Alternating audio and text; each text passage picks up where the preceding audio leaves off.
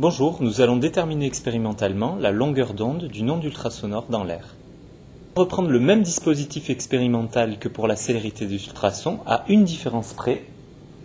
L'émetteur envoie des ultrasons en continu.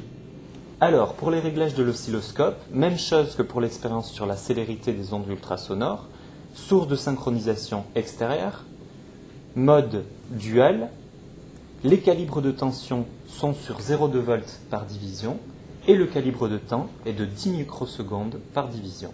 On place les deux récepteurs sur la règle graduée à égale distance de l'émetteur et on voit que leurs tensions sont en phase, c'est-à-dire qu'elles atteignent leur maximum en même temps et leur minimum en même temps. Ça veut dire que la couche d'air en contact avec le récepteur 1 vibre en phase avec la couche d'air en contact avec le récepteur 2. Quand on décale les deux récepteurs, les tensions ne vibrent plus en phase, donc les couches d'air non plus. On rappelle que la longueur d'onde est la distance minimale qui sépare deux couches d'air qui vibrent en phase. Pour calculer la longueur d'onde notée lambda, on va décaler les deux récepteurs de 10 longueurs d'onde. Une longueur d'onde. Là, les deux couches d'air vibrent en phase. Exactement. Deux longueurs d'onde, etc. 3 jusqu'à 10. 4, 5, 6, 7, 8, 9 et 10. Distance correspondant à 10 longueurs d'onde vaut 90 mm sur la règle graduée, ce qui nous donne distance égale 10 lambda égale 90 mm, d'où lambda est égal à 9,0 mm, 9 fois 10-3 mètres.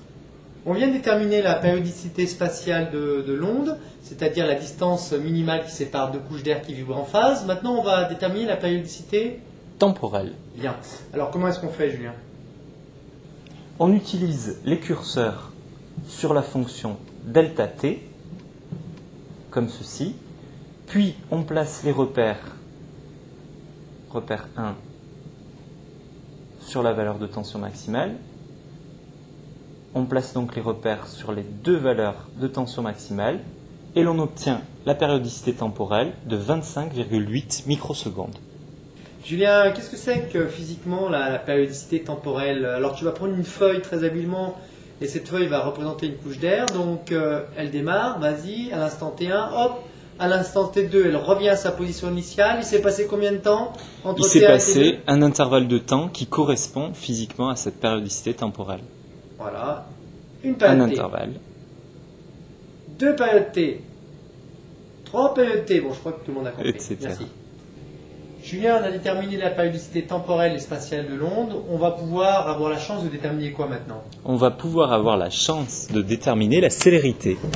Donc la célérité est égale à lambda sur t, donc 9,0 fois 10 puissance moins 3 mètres sur 25,8 fois 10 puissance moins 6 secondes, ce qui nous donne une célérité égale à 3,5 fois 10 puissance 2 mètres par seconde, ce qui est à peu près équivalent à ce qu'on avait trouvé dans l'expérience précédente.